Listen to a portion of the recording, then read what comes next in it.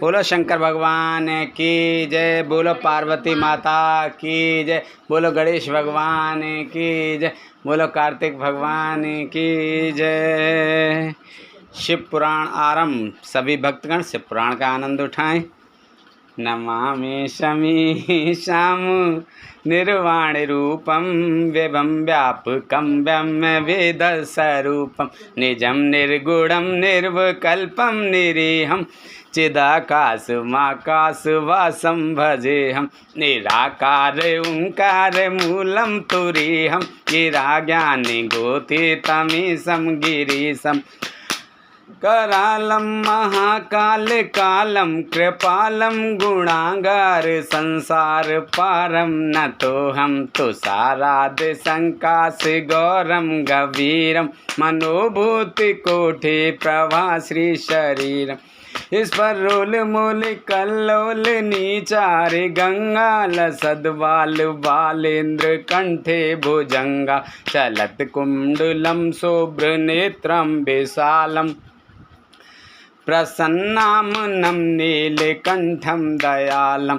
प्रचंडं प्रगष्टं कंठं दयालं मृगाधीश चर्मांबरं मुंडमालं प्रियं शंकरं सर्वनाथं भजामि प्रचंडं प्रगष्टं प्रगल्लं परेशम् अखंडम् अजम्भानि कोटि प्रकाशं त्रियशूल निर्मूलनं शूलपाणि भजेऽहं भवानी पतिं व्यावेगम्यं कलातीत कल्याण कल्पांतकारी सदा सच्चिदानंद दाता पुरारी चिदानंद संदोह मोहापहारी प्रसिद्ध प्रसिद्ध प्रभु मन्मथारी नयावद उमानाथ पादार विंदम भजन्ते अलोके परेवा नारायणम न तावद सुखम शांत संतापनाशम प्रसिद्ध प्रभु सर्वभूतादिवासम न जानाम योगम जपम नैव पूजा न तो हम सदा सर्वदा शम्यतुभ्यं जरा जन्म दुःख्यो घटातप्यमानं प्रभोपायापं नमामि श्री शंभो प्रभोपायापं नमामि श्री शंभो।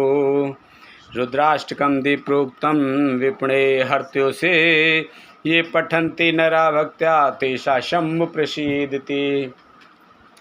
सुन विनती सर्वज्ञ शिव देख विप्र अनुराग नव मंदिर वाणी भई तो हे दुजवर वर मांग जो प्रसन्न प्रभु मोह पर नाथ दीन पर ने निज पर भक्ति देहो प्रभु पुंदु शरवर दे तब माया बस जीव जड़ संकट फिरहि बिलान तिन पर क्रोध न कीजिए कृपा सिंधु भगवान शंकर दीन दयाल अब मुँह पर हो कृपाल सात अनुग्रहों ते नाथ तोर ही काल सियापत रामचंद्र पत जय शरणम शंकर हरिओम जय जय सिया राम जय दीन दयाल विरद संभारी हरऊ नाथ मम संकट भारी। बोलो शंकर भगवान की जय। 51वां अध्याय रति की प्रार्थना पर कामदेव को जीवन दान। ब्रह्मा जी बोले, हे नारद जी, उस समय अनुकूल समय देखकर देवी रति भगवान शिव के निकट आकर बोली, हे दीन वत्सल भगवान शिव, आपको मैं प्रणाम करती हूँ। देवी पार्वती का पाणी ग्रहण करके आपने निश्चय ही लोकहित का कार्य किया है।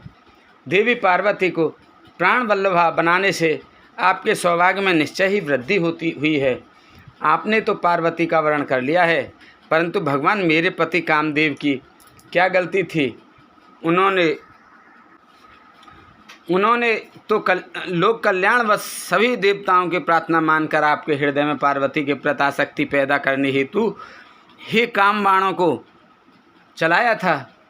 उनका यह कार्य तो इस संसार को तारकासुर नामक भयानक और दुष्ट असुर से मुक्ति दिलाने के लिए प्रेरित करना था। वे तो स्वार्थ से दूर थे, फिर क्यों उन्हें अपनी क्रोधाग्नि से भस्म कर दिया। हे देवादिदेव महादेव जी, हे करुणा निधान भक्तवत्सल, अपने मन में काम को जगाकर मेरे पति कामदेव को पुनर्जीवित कर मेरे वियोग के कष्ट को दूर करें। आप तो सबकी पीड़ा का जानते हैं, मेरी पीड़ा को समझकर मेरे दुख को दूर करने में मेरी मदद कीजिए भगवान। आज जब सबके हृदय में प्रसन्नता है तो मेरा मन क्यों दुखी हो? मैं अपने पति के बिना कब तक ऐसे ही रहूं? भगवान, आप तो दीनों के दुख दूर करने वाले हैं, अब आप अपनी कही बात को सच कर दीजिए। भगवान, इस त्रिलोक में आप ही मेरे इस कष्ट और दुख को दूर कर सकते हैं। प्रभु, मुझ पर दया कीजिए और मुझे भी सुखी करके आनंद प्रदान कीजिए। भगवान, अपने विवाह के शुभ अवसर पर मुझे भी मेरे पति से हमेशा के लिए मिलाकर मेरी विरह वेदना को कम कीजिए। महादेव जी, मेरे पति कामदेव को जीवित कर मुझ दीन दासी को कृतार्थ कीजिए। ऐसा कहकर देवी रति ने अपने दुपट्टे की गांठ में बंधी अपने पति कामदेव के शरीर की भस्म को भगवान शिव के सामने रख दिया और जोर जोर से रोते रोते भगवान शिव शंकर से कामदेव को जीवित करने की प्रार्थना करने लगीं। देवी रति को इस प्रकार रोते हुए देखकर वहां उपस्थित सरस्वती आदि देवियां भी रोने लगीं और सब भगवान शिव से कामदेव को जीवन दान देने की प्रार्थना करने लगीं। इस प्रकार देवी रति के बार बार प्रार्थना करने और स्तुति करने पर भगवान से प्रसन्न हो गए और उन्होंने रति के कष्टों को दूर करने का निश्चय कर लिया। शूलपाणी भगवान शिव की अमृतमयी दिव्य दृष्टि पड़ते ही उस भस्म में से सुंदर पहले जैसा वेश और रूप धारण किए कामदेव प्रकट हो गए। अपने प्रिय पति कामदेव को पहले की भांति सुंदर और स्वस्थ पाकर देवी रति के प्रसन्नता की कोई कमी न रही। वे कामदेव को देखकर बहुत प्रसन्न हुई और उन्होंने दोनों हाथ जोड़कर भगवान शिव को नमस्कार किया और उनकी स्तुति करने लगीं। दोनों पति पत्नी कामदेव और रति बार बार भगवान शिव के चरणों में गिरकर उनका धन्यवाद करके उनकी स्तुति करने लगे। उनकी इस प्रकार की गई स्तुति से प्रसन्न होकर भगवान शिव बोले, हे काम और रति, तुम्हारी इस स्तुति से मुझे बहुत प्रसन्नता हुई है। मैं बहुत प्रसन्न हूँ। तुम जो चाहो मनोवांछित वस्तु मांग सकते हो। भगवान शिव के ये वचन सुनकर कामदेव को बहुत प्रसन्नता हुई। उन्होंने दोनों हाथ जोड़कर और सिर झुकाकर कहा, हे भगवान, यदि आप मुझ पर प्रसन्न हैं तो पूर्व में मेरे द्वारा किए गए अपराध को क्षमा कर दीजिए और मुझे वरदान दीजिए कि आपके भक्तों से मेरा प्रेम हो और आपके चरणों में मेरी भक्ति हो। कामदेव के वचन सुनकर भगवान शंकर बहुत प्रसन्न हुए और बोले, तथास्तु है, जैसा तुम चाहते हो वैसा ही होगा। मैं तुम पर प्रसन्न हूँ। तुम अपने मन से भय निकाल दो। अब तुम भगवान श्री हरि विष्णु के पास जाओ। तत्पश्चात कामदेव ने भगवान शिव को नमस्कार किया और वहाँ से बाहर चले गए। उन्हें जीवित देखकर सभी देवता बहुत प्रसन्न हुए और बोले कि कामदेव, आप धन्य हैं, महादेव जी ने आपको जीवन दान दे दिया। तब कामदेव को आशीर्वाद देकर विष्णु पुनः अपने स्थान पर बैठ गए। उधर भगवान शिव ने अपने पास बैठी देवी पार्वती के साथ भोजन किया और अपने हाथों से उनका मुख मीठा किया। तत्पश्चात शैलराज की आज्ञा लेकर शिवजी पुनः जनवासी में चले गए। जनवासी में पहुंचकर शिवजी ने मुझे विष्णु जी और वहां उपस्थित सभी मुनिगणों को प्रणाम किया। तब सब देवता शिवजी की वंदना और अर्चना करने लगे। फिर मैंने विष्णु जी और इंद्राणी ने शिव स्तुति की। सब और भगवान शिव की जय जयकार होने लगी और मंगल में वेद ध्वनि बजने लगी। भगवान शिव की स्तुति करने के पश्चात उनसे विदा लेकर सभी देवता और ऋषि मुनि अपने अपने विश्राम स्थल की ओर चले गए। 52वां अध्याय, भगवान शिव का आवास गृह में शयन। ब्रह्मा जी बोले, नारद शैलराज हिमालय ने सभी बारातियों के भोजन की व्यवस्था करने हेतु सर्वप्रथम अपने घर के आंगन को साफ कराकर सुंदर ढंग से सजाया। तत्पश्चात गिरिराज हिमालय ने अपने पुत्रों मेनक आदि का जनवासे में भेजकर भोजन करने हेतु सभी देवी देवताओं, साधु संतों, ऋषि मुनियों, शिवगणों, देवगणों सहित विष्णु और भक्तवत्सल भगवान शिव को भोजन के लिए आमंत्रित किया। तब सभी देवताओं को साथ लेकर सदा से भोजन करने के लिए पधारे। हिमालय ने पधारे हुए सभी देवताओं एवं भगवान शिव का बहुत आदर सत्कार किया और उन्हें उत्तम आसनों पर बैठाया। अनेकों प्रकार के भोजन परोसे गए तथा गिरिराज ने सबसे भोजन ग्रहण करने की प्रार्थना की। सभी बारातियों ने तृप्ति के साथ भोजन किया तथा आचमन करके सब देवता विश्राम के लिए अपने अपने विश्राम स्थल पर चले गए। तब हिमालय प्रिया देवी की आज्ञा लेकर नगर की स्त्रियों ने भगवान शिव को सुंदर सुसज्जित वास भवन में रत्न जड़ित सिंहासन पर सादर बैठाया। वहाँ उस भवन में सैकड़ों रत्नों के दीपक जल रहे थे। उनकी अद्भुत जगमगाहट से पूरा भवन आलोकित हो रहा था। उस वास भवन को अनेकों प्रकार की सामग्रियों से सजाया और संवारा गया था। मोती मणियों एवं श्वेत चमरों से पूरे भवन को सजाया गया था। मुक्ता मणियों की सुंदर बंधनवारें द्वार की शोभा बढ़ा रही थीं। उस समय वह वास भवन अत्यंत दिव्य, मनोहर और मन को उमंग तरंग से आलोकित करने वाला लग रहा था। फर्श पर सुंदर बेल बूटे बने थे। भवन को सुगंधित करने हेतु सुवासित द्रव्यों का प्रयोग किया गया था, जिसमें चंदन और अगर का प्रयोग प्रमुख रूप से था। बस उस वास भवन में देवताओं के शिल्पी विश्वकर्मा द्वारा बनाए गए कृत्रिम वैकुंठ लोक, ब्रह्मलोक, इंद्रलोक तथा शिवलोक सभी के दर्शन एक साथ हो रहे थे। इन्हें देखकर भगवान शिव को बहुत प्रसन्नता हुई। वास भवन में बीचों बीच एक सुंदर रत्नों से जड़ा अद्भुत पलंग था। उस पर महादेव जी ने सोकर रात बिताई। दूसरी ओर हिमालय ने अपने बंधु बांधवों को भोजन कराने के उपरांत बचे हुए सारे कार्य पूर्ण किए। प्रातःकाल चारों ओर पुनः शिव विवाह का अनोखा उत्सव होने लगा। अनेकों प्रकार के सुरीले वाद्य यंत्र बजने लगे, मंगल ध्वनि होने लगी। सभी देवता अपने अपने वाहनों को तैयार करने लगे। सभी की तैयारियां पूर्ण हो जाने के पश्चात भगवान श्री हरि विष्णु ने धर्म को भगवान शिव के पास भेजा। तब धर्म सहर्ष भगवान शिव के पास वास भवन में गए। उस समय करुणानिधान भगवान शिव सोए हुए थे। यह देखकर योग शक्ति संपन्न धर्म ने भगवान शिव को प्रणाम करके उनकी स्तुति की और बोले, हे महेश्वर, हे महादेव, मैं भगवान श्री हरि विष्णु की आज्ञा से यहाँ आया हूँ। हे भगवान, उठिए और जन्मासी में पधारिए। वहाँ सभी देवता और ऋषि मुनि आपकी प्रतीक्षा कर रहे हैं। प्रभु, वहाँ पधार कर हम सबको कृतार्थ करिए। धर्म के वचन सुनकर सदाशिव बोले, हे धर्मदेव, आप जन्मासी में जाकर वापस जाइए। मैं अतिशीघ्र जन्मासी में आ रहा हूँ। भगवान शिव के ये वचन सुनकर धर्म ने भगवान शिव को प्रणाम किया और उनकी आज्ञा लेकर पुनः जन्मासी की ओर चले गए।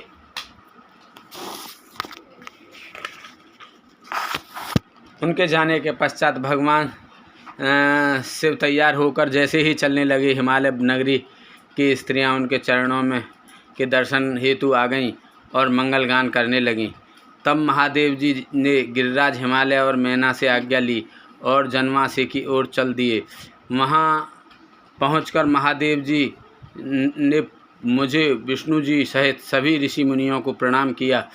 तब सब देवता सहित मैंने और विष्णु जी ने शिव जी की वंदना और स्तुति की। 53वां अध्याय, बारात का ठहरना और हिमालय का बारात को विदा करना। ब्रह्मा जी बोले, जब करुणानिधान भगवान शिव जन्मासी में पधार गई तो हम सब मिलकर कैलाश लौट चलने की बात करने लगे। तभी वहाँ पर पर्वतराज हिमालय पधारे और सभी को भोजन का निमंत्रण देकर वहाँ से चले गए। तब सभी देवताओं, ऋषि मुनियों और अन्य बारातियों को साथ लेकर भगवान शिव में और श्री हरि विष्णु भोजन ग्रहण करने के लिए हेतु नियत स्थान पर पहुँचे। वहाँ द्वार पर स्वयं शैलराज खड़े थे। उन्होंने सर्वप्रथम महादेव जी के चरणों को धोया और उन्हें अंदर सुंदर आसन पर बैठाया। तत्पश्चात शैलराज ने मेरे श्री हरि देवराजेंद्र सहित सभी मुनियों के चरणों को धोए और यथा योग्य आसनों पर हम सबको आदरपूर्वक बैठाया। वहाँ शैलराज हिमालय अपने पुत्रों एवं बंधु बांधवों सहित कार्य में लगे हुए थे। उन्होंने हमारे सामने अनेक स्वादिष्ट व्यंजन परोसे और हमसे ग्रहण करने के लिए कहा। तब सभी ने आदरपूर्वक आचमन और भोजन किया। तब गिरिराज बोले, हे देवेश्वर, आपके दर्शनों से हम आनंदित हुए हैं। आपसे एक प्रार्थना करते हैं कि आप बारातियों के साथ कुछ दिन और निवास करें। इस प्रकार शैलराज भगवान शिव से कुछ दिन और रुकने के आग्रह करने लगे। उनकी यह बात सुनकर भगवान शिव बोले, हे शैलेंद्र, आप धन्य हैं। आपकी कीर्ति महान है। आप धर्म की साक्षात मूर्ति हैं। इस त्रिलोक में आपके समान कोई और नहीं है। तब देवताओं ने कहा, हे पर्वतराज, आपके दरवाजे पर परम ब्रह्म परमात्मा भगवान शिव स्वयं अपने दासों के साथ पधारे हैं और आपने उन्हें सब प्रकार से पूजकर प्रसन्न किया है। तब शैलराज हिमालय ने दोनों हाथ जोड़कर भगवान शिव से प्रार्थना करके कहा कि भगवान, मुझ पर कृपा करके आप कुछ दिन और यहाँ रुककर मेरा आतिथ्य ग्रहण करें। गिरिराज के बहुत कहने पर भगवान शिव ने वहाँ ठहरने के लिए अपनी स्वीकृति प्रदान कर दी। तब सब हिमालय से आज्ञा लेकर अपने अपने ठहरने के स्थान पर चले गए। तीसरे दिन गिरिराज हिमालय ने सबको आदरपूर्वक दान दिया और उनका सत्कार किया। चौथे दिन विधि पूर्वक चतुर्थी कर्म किया गया, क्योंकि इसके बिना विवाह को पूर्ण नहीं माना जाता। जैसे ही विधि अनुसार चतुर्थी कर्म पूरा हुआ, चारों ओर मंगल ध्वनि बजने लगी, महान उत्सव होने लगा। नगर की स्त्रियां मंगल गीत गाने लगीं। कुछ तो प्रसन्न होकर नाचने भी लगीं। पाँचवें दिन जब सब देवताओं ने गिरिराज हिमालय से कहा कि हे पर्वतराज, आपने हमारा बहुत आदर सत्कार किया है, हम सब भगवान शिव के विवाह के लिए यहाँ पधारे थे। आपके सहयोग से शिव पार्वती का विवाह आनंद पूर्वक हर्षोल्लास के साथ संपन्न हो गया है। अतः अब आप हमें यहाँ से जाने की आज्ञा प्रदान करें। परंतु गिरिराज हिमालय स्नेहपूर्वक बोले, हे भगवान शिव, ब्रह्मा जी, श्री हरि विष्णु, देवराजेंद्र, अपनी प्रिय पुत्री पार्वती के कठिन तप के कारण ही आज मुझे यह सौभाग्य प्राप्त हुआ है कि जगत के कर्ता, पालक, सहारक सभी सहित सभी देवता और महान ऋषि मुनि एक साथ मेरे घर की शोभा बढ़ाने आए हैं। आप सबकी एक साथ सेवा करने का जो शुभ अवसर मुझे प्राप्त हुआ है, उसका पूरा आनंद आप मुझे उठाने दीजिए।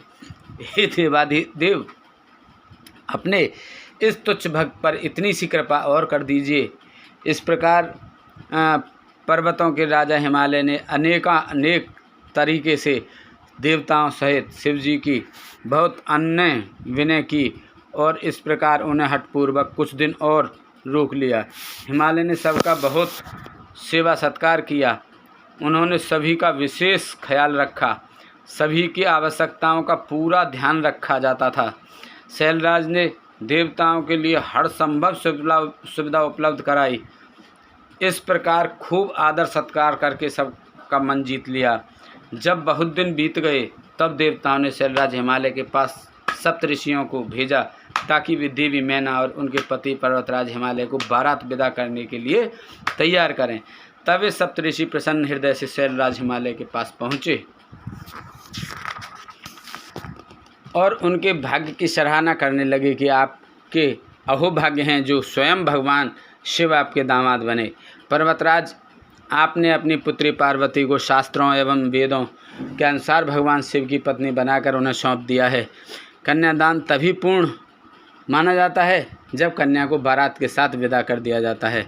इसलिए आप भी सहर्ष देवी पार्वती को भगवान शिव के साथ सादर विदा कर दीजिए, तभी कन्यादान की रस्म पूरी होगी। तब मैना और उनके पति गिरिराज हिमालय बारात को विदा करने के लिए राजी हो गए। जब भगवान शिव और सभी देवता और ऋषि मुनि विदा लेकर कैलाश पर्वत की ओर चलने लगे, तब देवी मैना जोर जोर से रोने लगीं और बोली, हे कृपा निधान भगवान शिव, मेरी पुत्री पार्वती का ध्यान रखिएगा। मेरी पुत्री आपकी परम भक्त है। सोते जागते वह सिर्फ आपके चरणों का ही ध्यान करती है। आप सदा उसके हृदय में विराजमान रहते हैं। आपके गुणगान करते वह नहीं थकती और आपकी निंदा कतई सुन नहीं सकती। यदि मेरी बच्ची से जाने अनजाने में कोई अपराध हो जाए तो उसे क्षमा कर दीजिएगा। आप तो भक्तवत्सल हैं, करुणा निधान हैं। मेरी पुत्री पर अपनी कृपा दृष्टि बनाए रखिएगा। ऐसा कहकर मैना ने अपनी पुत्री भगवान शिव को सौंप दी। कितने आश्चर्य की बात है कि प्रत्येक माता पिता इस बात को जानते हैं कि बेटियां धान के पौधे की तरह होती हैं। वे जहाँ जन्मती हैं वहाँ वृद्धि को प्राप्त नहीं होती हैं, फिर भी उसकी विदाई के समय वे दुखी होते हैं। अनजाने ही अपनी आँखों से आंसुओं की झड़ी कैसे लग जाती है। अपनी प्रिय पुत्री पार्वती के वियोग को सोचते ही वे मूर्छित होकर ज़मीन पर गिर गईं। तब उनके मुंह पर जल की बूंदें डालकर उन्हें होश में लाया गया। तब सदाशिव ने देवी मैना को अनेकों प्रकार से समझाया ताकि वे अपना दुख भूल जाएं। फिर कुछ समय के लिए मैना और पार्वती को अकेला छोड़कर भगवान शिव सब देवताओं ने अपने गणों के साथ हिमालय से आज्ञा लेकर चल दिए। हिमालय नगरी के एक सुंदर बगीचे में बैठकर वे सब प्रसन्नतापूर्वक भगवान शिव की प्राण वल्लभा पत्नी के देवी पार्वती के आगमन की बाट देख सजोए उनकी प्रतीक्षा करने लगे। वे शिवगण प्रसन्नतापूर्वक प्रभु महादेव जी की जय जयकार कर रहे थे। 54वां अध्याय पार्वती को पतिव्रत धर्म का उपदेश। ब्रह्मा जी बोले, हे मुनिश्रेष्ठ नारद, जब शैलराज हिमालय और देवी मैना ने आज्ञा से लेकर भगवान शिव सभी देवताओं और ऋषि मुनियों सहित अन्य देवगणों व शिवगणों को साथ लेकर उस स्थान से बाहर चले गए, तब सप्तऋषियों ने कहा कि हे शैलराज, अपनी पुत्री को शीघ्र ही भगवान शिव के साथ भेजने की कृपा करें। यह सुनकर हिमालय बहुत व्याकुल हो गए। उन्होंने देवी मैना से पार्वती को भेजने के लिए कहा। देवी मैना ने वैदिक रीति का पालन करते हुए अपनी पुत्री का सुंदर वस्त्रों और आभूषणों से श्रृंगार किया। उस समय मैना ने एक ब्राह्मण पत्नी को बुलाकर पतिव्रत धर्म की शिक्षा देने के लिए कहा। ब्राह्मण पत्नी ने वहां आकर पार्वती को शिक्षा देते हुए कहा, हे पार्वती, इस सुंदर संसार में नारी विशेष पूजनीय मानी जाती हैं। जो स्त्रियां पतिव्रत का पालन करती हैं वे धन्य हैं। वे दोनों कुलों को पवित्र करती हैं। उनके दर्शन मात्र से पाप नष्ट हो जाते हैं। जो पति को साक्षात ईश्वर मानकर उसकी सेवा शुश्रूषा करती हैं, वे स्त्रियां इस लोक में आनंद प्राप्त कर सद्गति को प्राप्त करती हैं और अपने दोनों कुलों को तार देती हैं। सावित्री, लोपामुद्रा, अरुंधति, साडली, शतरूपा, अनसुईया, लक्ष्मी, स्वधा, सती, संज्ञा, सुमिति, श्रद्धा, मैना और स्वाहा आदि नारियां साध्वी कहलाती हैं। वे अपने पतिव्रत धर्म के कारण ब्रह्मा, विष्णु और शिव की भी पूजनीय हैं। इसलिए स्त्री को सदैव अपने पति की आज्ञा का पालन करना चाहिए। पतिव्रता स्त्री पति के भोजन कर लेने के बाद ही भोजन करे। जब तक वह खड़ा हो खुद भी न बैठे।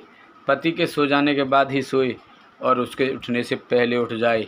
क्रोधित होने पर या अत्यधिक प्रसन्नता होने पर भी अपने पति का नाम न ले। पति के बुलाने पर सभी कामों को छोड़कर पति के पास चली आए। उसकी हर आज्ञा को अपना धर्म मानकर उसका पालन करे। कभी वह प्रवेश द्वार पर खड़ी न हो, बिना किसी कार्य के किसी के घर न जाए और न जाने पर बिना कहे कदापि न बैठे। अपने घर की वस्तुएं किसी को न दे। पतिव्रता स्त्री को वस्त्रों और आभूषणों से विभूषित होकर ही अपना मुख पति को दिखाना चाहिए। जब पति घर से बाहर या परदेश गया हो तो उन दिनों में पतिव्रता स्त्री को सजना संवरना नहीं चाहिए। पति के सेवन की चीज़ें ठीक समय पर जब उसे आवश्यकता हो तुरंत दे दे। अपना हर कार्य चतुराई और होशियारी से करे। अपने पति की हर आज्ञा का पालन करना ही पतिव्रता स्त्री का परम धर्म होता है। पति की आज्ञा लिए बिना पत्नी को कहीं भी नहीं जाना चाहिए, यहाँ तक कि तीर्थ स्थान जैसे पुण्य स्थलों पर भी नहीं। पति के चरणों को धोकर उसको पीने से ही पत्नी का तीर्थ स्थान पूरा हो जाता है। पति द्वारा छोड़े गए झूठे भोजन को पत्नी को प्रसाद समझकर खाना चाहिए। देवता, पितरों, अतिथियों या भिखारियों को भोजन या का भाग देकर ही भोजन करना चाहिए। व्रत तथा उपवास रखने से पूर्व पति की आज्ञा अवश्य लें, अन्यथा व्रत का पुण्य नहीं मिलता। किसी चीज़ को पाने के लिए अपने पति से झगड़ा कदापि न करें। सुख से आरामपूर्वक बैठे हुए या सोते समय पति को कभी भी न उठाएं। यदि पति किसी बात के कारण दुखी हो, धनहीन हो, बीमार हो या वृद्ध हो गया हो तो भी उसका परित्याग न करें। रजस्वला होने पर भी 3 दिन तक अपने पति के सामने न जाएं। उसे अपना मुख न दिखाएं। जब तक स्नान करके शुद्ध ना हो जाएं, तब तक पति से कोई बात ना करें। शुद्ध होकर सर्वप्रथम अपने पति का ही दर्शन करें।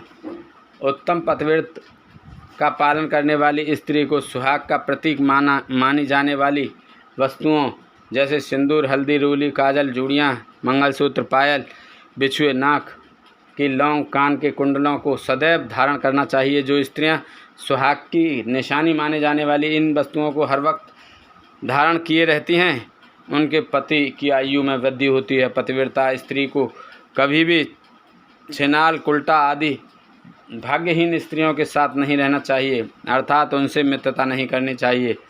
पति से लड़ने वाली एवं उससे वैर भाव रखने वाली स्त्री को सहेली न बनाएं, कभी भी अकेली न रहें, वस्त्रहीन होकर स्नान न करें, सदा पति के कहे अनुसार चलें, पति की इच्छा होने पर ही रमण करें, उसकी हर इच्छा को ही अपनी इच्छा समझें, पति के हंसने पर हंसें और उसके दुखी होने पर दुखी हों। पतिव्रता स्त्री के लिए उसका पति ही उसका आराध्य होना चाहिए। ब्रह्मा, विष्णु और शिव से अधिक उसे अपने पति को महत्व देना चाहिए। अपने पति को शिव स्वरूप मानकर उसे पूजना चाहिए। पति के साथ लड़ने वाली स्त्री कुतिया या सियारन के रूप में जन्म लेती है। पति जिस स्थान पर बैठा हो उससे ऊंचे स्थान पर न बैठें, किसी की भी निंदा ना करें, सबसे मीठे वचन बोलें। पति स्त्री की जिंदगी में सबसे अधिक महत्वपूर्ण होता है, इसलिए उसका सदैव पूजन करें। नारी को अपने पति को ही देवता, गुरु, धर्म, तीर्थ एवं व्रत समझकर उसकी आराधना करनी चाहिए। पति से कभी दुर्वचन ना कहें। सास, ससुर, जेठ, जेठानी, गुरुओं सहित सभी बड़ों का आदर करें। उनके सामने कभी ऊंचा ना बोलें और ना ही हंसें। बाहर से पति के आने पर आदरपूर्वक उसके चरण धोएं। जो मूढ़ बुद्धि नारियां अपने पति को त्याग कर व्यभिचार करती हैं अथवा दुष्ट पुरुषों के सानिध्य में रहती हैं, वे उल्लू का जन्म लेती हैं। पति से हीन नारी सदा के लिए अपवित्र हो जाती है। तीर्थ स्नान करने पर भी वह अपवित्र रहती है। जिस घर में पतिव्रता नारी का वास होता है, उसके पति, पिता और माता तीनों के कुल तर जाते हैं। वे सीधे स्वर्गलोक की शोभा बढ़ाते हैं। इसके विपरीत जो स्त्रियां परपुरुषों की ओर आकर्षित होकर अपने मार्ग से भटक जाती हैं, वे अपने साथ साथ अपने कुल का भी नाश करती हैं। पतिव्रता नारी के स्पर्श होने मात्र से ही वहाँ की भूमि पावन और पापों का नाश करने वाली हो जाती है। सूर्य, चंद्रमा तथा वायुदेव भी पवित्रता हेतु नारी का स्पर्श करते हैं ताकि वे दूसरों को पवित्र कर सकें। पतिव्रता पत्नी ही गृहस्थ आश्रम की नींव है, सुखों का भंडार है। वही धर्म को पाने का एकमात्र रास्ता है तथा वही परिवार की वंश बेल को आगे बढ़ाने वाली है। भगवान विश्वनाथ में अटूट भक्ति भाव रखने वाले शिव भक्तों को ही पतिव्रता नारियों की प्राप्ति होती है। पत्नी से ही पति का अस्तित्व होता है। एक दूसरे के बिना दोनों का कोई अस्तित्व नहीं रह जाता। पत्नी के बिना पति देवयज्ञ, पितृयज्ञ और अतिथि यज्ञ आदि कोई भी यज्ञ अकेले संपन्न नहीं कर सकता।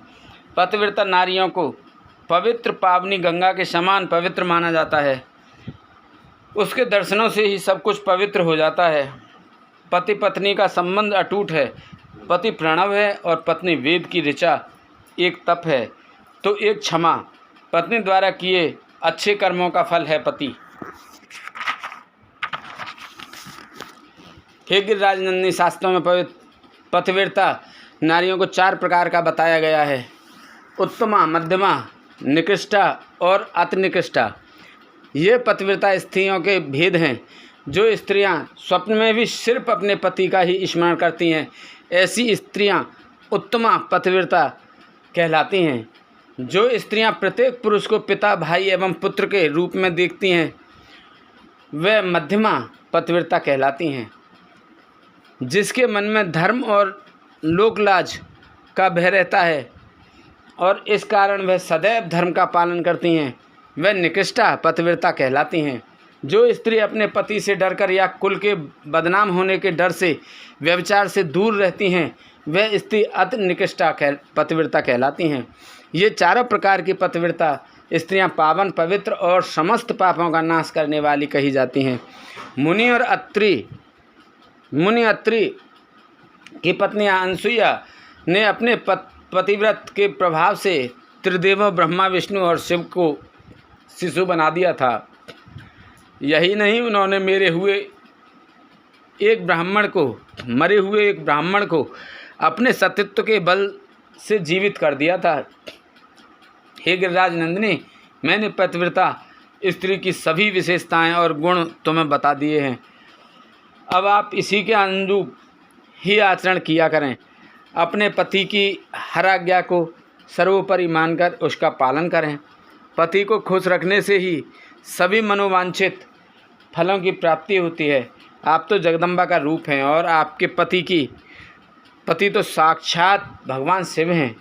आपको यह सब बताकर कोई लाभ नहीं, क्योंकि आप तो यह सब जानती ही हैं और इसका उत्तम पालन भी करेंगी।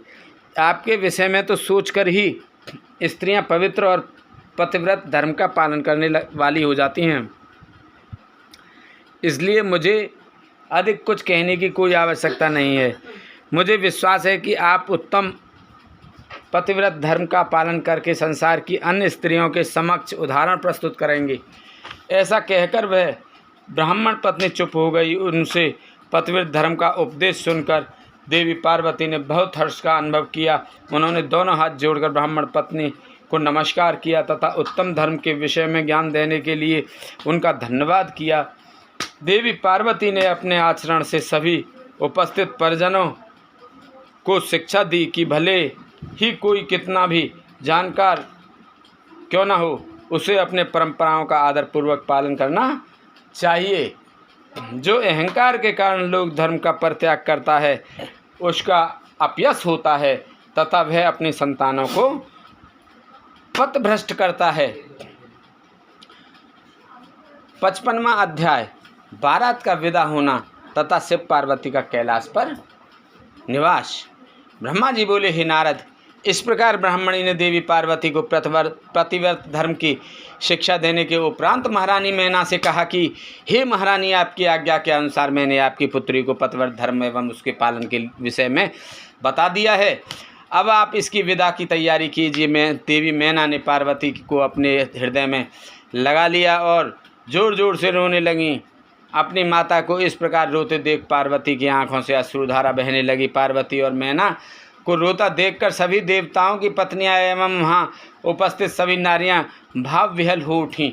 तभी पर्वतराज हिमालय अपने पुत्र मैना मंत्रियों के साथ वहाँ आए और मोह के कारण अपनी पुत्री पार्वती को गले से लगाकर रोने लगे। गिरिजा की माँ, भाभियाँ तथा वहाँ उपस्थित सभी स्त्रियाँ रो रही थीं।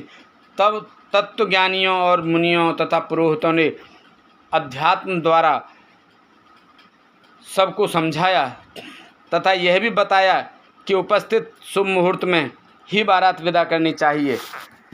ऋषि मुनियों के समझाने से भावनाओं का सागर थमा। तब पार्वती ने भक्ति भाव से अपने माता पिता, भाइयों एवं गुरुजनों के चरण स्पर्श कर उनका आशीर्वाद प्राप्त किया तथा पुनः रोने लगीं। तब सब ने प्रेम पूर्वक उन्हें चुप कराया। शैलराज हिमालय ने अपनी पुत्री पार्वती के बैठने के लिए एक सुंदर रत्नों से जड़ी हुई पालकी मंगवाई। ब्राह्मण पत्नियों ने उन्हें उस पालकी में बैठाया। सभी ने उन्हें ढेरों आशीष एवं शुभकामनाएं दी। शैलराज हिमालय और मैना ने उन्हें अनेक दुर्लभ वस्तुएं उपहार स्वरूप भेंट की।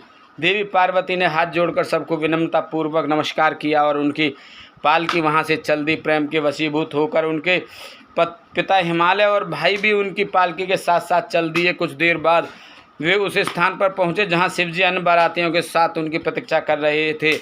हिमालय ने नम्रतापूर्वक वहाँ उपस्थित भगवान शिव, ब्रह्मा, विष्णु सहित सभी श्रेष्ठ जनों को नमस्कार किया और अपनी पुत्री को शिवजी को सौंप दिया। तत्पश्चात हम सब ने विदा लेकर वे हिमालयपुरी लौट गए। जब शैलराज हिमालय अपने नगर को लौट गए तब हम सब भी कैलाश पर्वत की ओर चल दिए। भगवान शिव और पार्वती के विवाह हो जाने पर सभी की प्रसन्नता की कोई सीमा न रही। सभी उत्साहपूर्वक चलने लगे। महादेव जी के शिवगण नाचते कूदते गाते बजाते और स्वामी के परम पावन निवास की ओर बढ़ रहे थे। मैं और श्री हरि विष्णु जी शिव जी के विवाह होने से प्रसन्न थे। उधर देवराज इंद्र के हर्ष की कोई सीमा नहीं थी। वह सोच रहे थे कि शिव पार्वती के विवाह से उनके कष्टों और दुखों से में अवश्य कमी होगी। उन्हें इस बात का यकीन हो गया था कि अब जल्द ही उन्हें और सब देवताओं को तारकासुर नामक भयंकर दैत्य से मुक्ति अवश्य मिलेगी। भगवान शिव भी हर्ष का अनुभव कर रहे थे। उन्हें अनेकों जन जन की प्रेयसी पार्वती पुनः पत्नी में प्राप्त हो गई थी। इस प्रकार प्रसन्नता पूर्वक आनंद में मगन होकर सभी कैलाश पर्वत की ओर जा रहे थे। उस समय सभी दिशाओं से पुष्प वर्षा हो रही थी, मंगल ध्वनि बज रही थी और मंगल गान गाए जा रहे थे। इस प्रकार यात्रा करते हुए सभी कैलाश पर्वत पर पहुँचे। वहाँ पहुँचकर भगवान शिव ने पार्वती से कहा, हे देवेश्वरी, आप सदा से ही मेरी प्रिया हैं। आप पूर्व जन्म में मुझसे बिछुड़ गई थी। सब देवताओं की कृपा से आज हम पुनः एक हो गए हैं। आज आपको पुनः अपने पास विराजमान पाकर मैं बहुत प्रसन्न हूँ। हम दोनों का साथ तो जन्म जन्मांतरों से है। शिव शिवा के बिना और शिवा शिव के बिना अधूरी है। आज मुझे पुनः अपनी प्राण वल्लभा मिल गई हैं। प्रभु शिव की इन प्यारी बातों को सुनकर देवी पार्वती का मुख लज्जा से लाल हो गया। उनके बड़े बड़े सुंदर नेत्र झुक गए और वे धीरे से बोली, हे नाथ, आपकी हर एक बात मुझे स्मरण है। मेरे जीवन में सब कुछ आप ही हैं। आज अपनी इस दासी को अपने चरणों में जगह देकर बहुत बड़ा उपकार किया है। मैं आपको पति के रूप में पाकर धन्य हो गई हूँ। देवी पार्वती के उत्तम मधुर वचनों को सुनकर भगवान शिव मुस्कुरा दिए। तत्पश्चात भगवान शिव ने सभी देवताओं को स्वादिष्ट भोजन कराया और उनके सुंदर उपहार भेंट स्वरूप दिए। भोजन करने के बाद सभी देवता एवं ऋषि मुनि भगवान शिव के पास आए और उन्हें प्रणाम कर उनकी स्तुति करने लगे और शिव पार्वती से आज्ञा लेकर अपने अपने धाम चले गए। तब मैंने और श्री हरि ने भी चलने के लिए आज्ञा मांगी तो शिव जी ने हमें प्रणाम किया। तब मैंने और विष्णु जी ने हृदय से लगाकर उन्हें आशीर्वाद दिया। फिर हम भी अपने अपने लोकों को चले गए। हम सबके कैलाश पर्वत से चले जाने के बाद भगवान शिव अपनी प्राण वल्लभा पार्वती के साथ आनंद पूर्वक वहाँ निवास करने लगे। भगवान शिव के गण शिव पार्वती की भक्ति पूर्वक आराधना करने लगे। नारद, इस प्रकार मैंने तुम्हें भगवान शिव पार्वती के विवाह का पूर्ण विवरण सुनाया। यह उत्तम कथा शोक का नाश करने वाली, आनंद, धन और आयु की वृद्धि करने वाली है। जो मनुष्य सच्चे मन से प्रतिदिन इस प्रसंग को पढ़ता अथवा सुनता है वह शिवलोक को प्राप्त कर लेता है। इस कथा से समस्त रोगों का नाश होता है तथा सभी विघ्न बाधाएं दूर हो जाती हैं। यह कथा यश, पुत्र आदि मनोवांछित वस्तु प्रदान करने वाली तथा मोक्ष प्रदान करने वाली है। सभी शुभ अवसरों और मंगल कार्यों के समय इस कथा का पठन अथवा श्रवण करने से समस्त कार्यों की सिद्धि होती है। इसमें कोई संशय नहीं है। यह सर्वथा सत्य है। श्री रुद्र संहिता पार्वती खंड संपूर्ण। ओम जय शिव ओंकारा, स्वामी भज शिव ओंकारा। ब्रह्मा विष्णु सदा शिव, माँ विष्णु सदा शिव अर्धांगिनी धारा। ओम जय शिव ओंकारा। एकानन चतुरानन पंचानन राज, सब पंचानन राज। हंसानन गरुड़ासन, हंसानन गरुड़ासन आन साजय। ओम जय शिव ओंकारा। मन दो भुज चार चतुर्भुज, दस भुज अति सोहे। स्वामी दस भुज अति सोहे। तीनों रूप निरखता, तीनों रूप निरखता। प्रभुवन जन मोहे। ओम जय शिव ओंकारा। अक्ष माला वन माला रुंड माला धारी स्वामी रुंड माला धारी। चंदन मृग मद सोहे चंदन मृग मद सोहे भाले सतधारी। ओम जय शिव ओंकारा। श्वेतांबर पीतांबर बागंबर अंगे विभागंबर अंगे। हंसादिक सनकादिक हंकादिक ब्रह्मादिक भूतादिक संगे। ओम जय शिव ओंकारा। करके मादक मंडल चक्र त्रिशूल धारी स्वामी चक्र त्रिशूल धारी। सुख हारी सुखकारी दुख हारी सुखकारी। ओम जय शिव ओंकारा। ब्रह्मा विष्णु सदा शिव